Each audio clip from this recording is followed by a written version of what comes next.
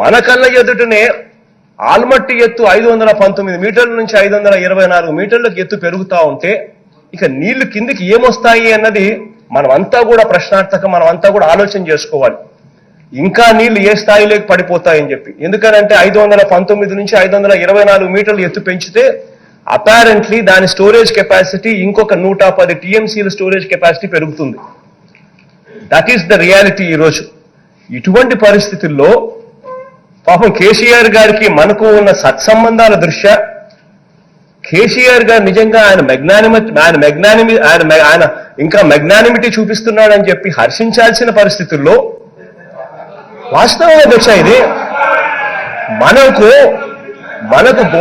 గోదావరి నీళ్లను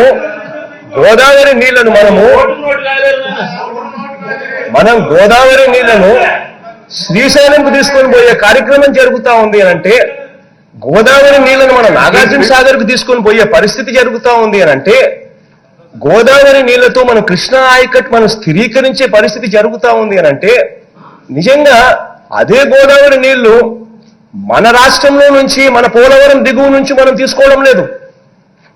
he was magnanimous. తన రాష్ట్రం నుంచి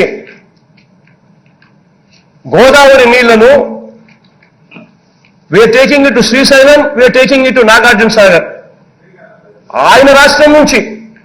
ఇది నిజంగా ఆయన మెగ్నానిమిటీకి మనం సంతోషపడాల్సింది పోయి రెండు రాష్ట్రాల మధ్య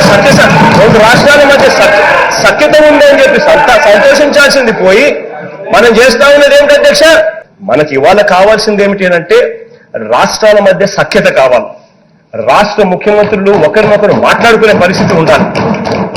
రాష్ట్ర ముఖ్యమంత్రుల మధ్య సఖ్యత ఉంటే, రాష్ట్ర ముఖ్యమంత్రులు కలిసి పనిచేసే గుణం ఉంటే అప్పుడు ఏదైనా డెవలప్మెంట్ అనేది జరుగుతుంది. ఆ పరిస్థితి ఈ రోజు ఉంది కాబట్టే కేసీఆర్ గారు ఒక అడుగు ముందుకు వేసి మెగ్నానిమిటీ చూపించాడు.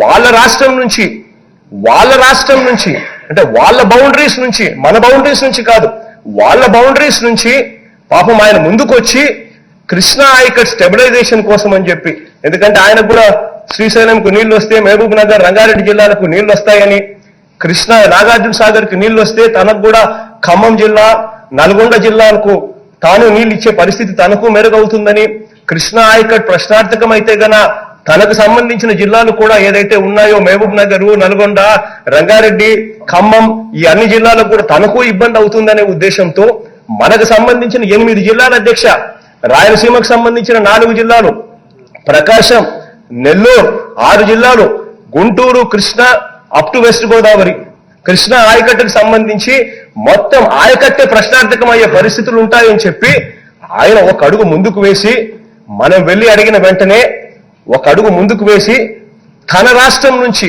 తన బౌండరీ నుంచి నీళ్లు తీసుకునేదానికి ఒప్పుకున్నారు.